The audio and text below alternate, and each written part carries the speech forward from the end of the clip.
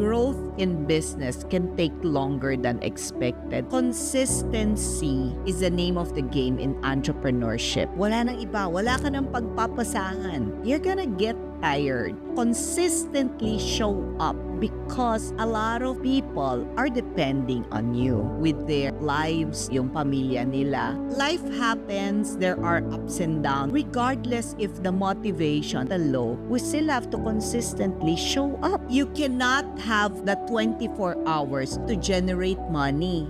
Hi, I'm Coach Tina Shawson and welcome to my podcast. If you're in a season of change, growth, reflection, or even confusion, you're in the right place. Think of this as our little conversation, something that is honest, unfiltered, and grounded in the things we all go through but rarely talk about. Here, I get to show up as myself too, not just as a coach, but as a fellow human navigating life, learning, unlearning, and growing right alongside with you. So settle in and let's begin.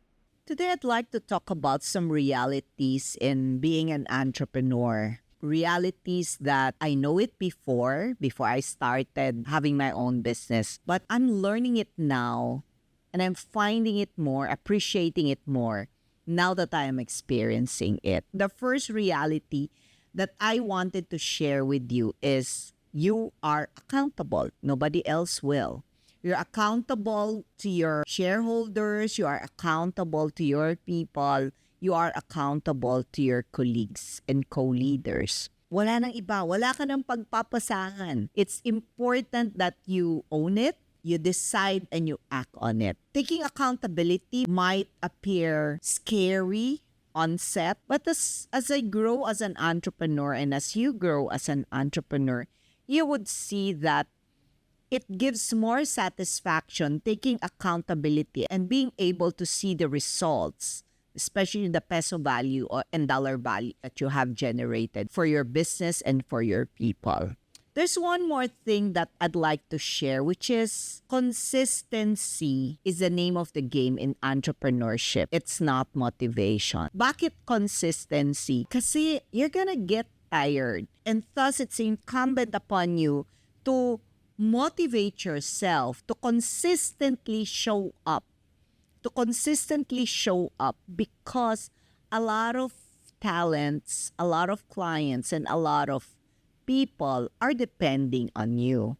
So it's not only you're showing up for yourself, you're showing up because of these people, of these partners, of these employees, of these shareholders who have entrusted you with their hard-earned money, with their lives, yung pamilya nila.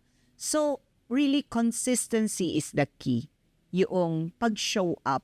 Kahit na when you wake up that morning, parang nakakatamad. When you wake up that morning, parang you want to do something else. So, why consistency more than motivation? I'm not saying that motivation is not important, but you would see self-motivation may fluctuate almost always. Hindi lang siya once in a while, no?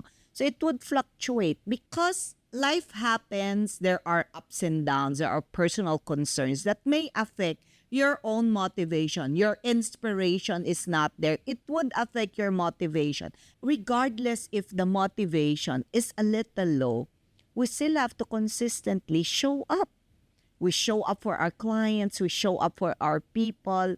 Consistency is important kasi they will have to anchor on someone, and that someone is you. Another reality that I came across with and I've proven is income has peaks and valleys. There are months and years wherein you will earn very good.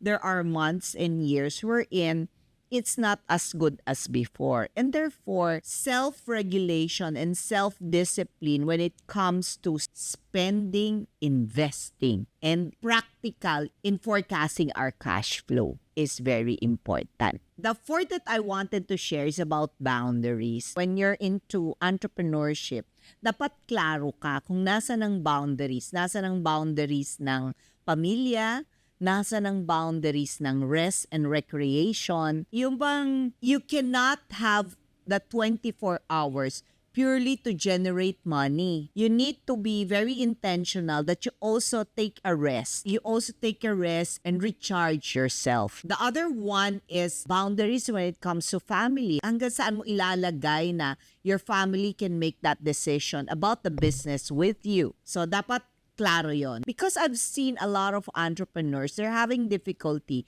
dissociating their family life with their entrepreneur life. Another thing that is a reality when you're doing entrepreneurship, when you're on your own, is you're gonna make decisions, a lot of decisions, but sometimes nakakapagod siya, or what you call decision fatigue. It's so important na meron ka mga mentors, more experienced than you, have gone through the journey, nadapa-dapa na, nagkamali na.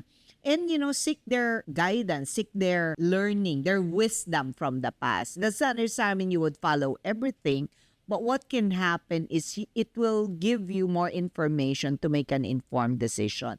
Now, balancing the mentors, kasi mentors are almost always more experienced than us. Ako, my practice is I also have a think tank of Gen Zs.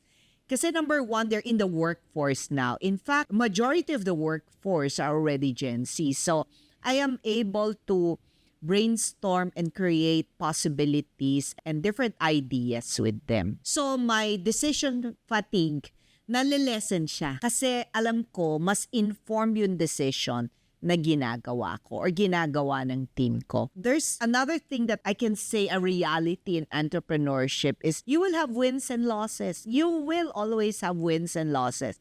Whether accounts yan, whether failures yan in making the right decision. We learn from our losses. Turn those losses into learnings. And because we're able to turn the losses to learnings, what can happen is we get better. We get better for the next cycle of decision. We get better for the next cycle of the things that we needed to do.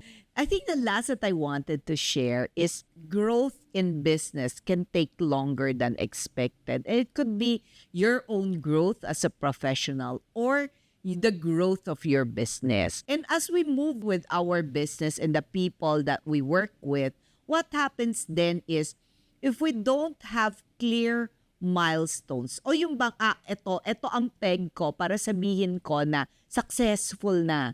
If you don't have that, then what happens is nakakapagod siya. You will never have milestones. You will never have pegs na, ito pag nakita ko to, this is my picture of success.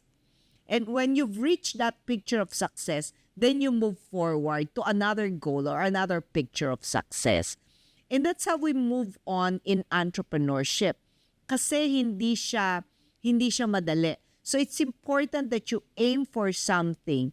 And if you've reached that, you aim for something more. So ang question ngayon, if that is the case, when will I know that this is enough or I am enough? Actually, mahirap na question yan. Pero tinanong ko pa rin. So ang perspective ko dyan, ganito. Have a mindset that the moment we stop improving is the moment that we start decaying. Pagka ganun yung mindset natin, then malalaman natin na hindi siya advisable or hindi siya wise. It's not wise to stop. Okay na ako, okay na to, one branch lang ang restaurant ko. So we aim higher. But it's important that we are able to reward ourselves. Kasi yun yung pangbalanse dun sa pagod. Ako, my practice is I travel. I pause and I travel. Some of the friends that I have, they reward themselves with a very important conference. Still other entrepreneurs, basta reward yourself because that's recognizing a milestone that you have reached. Growth, it will never be past. Sometimes it takes longer than how we have expected or forecasted in. I think that's about it for today. These are realities that I experienced in my own journey. Maybe you have your own journey and you have your different realities. Pause for a while as a journey as an entrepreneur.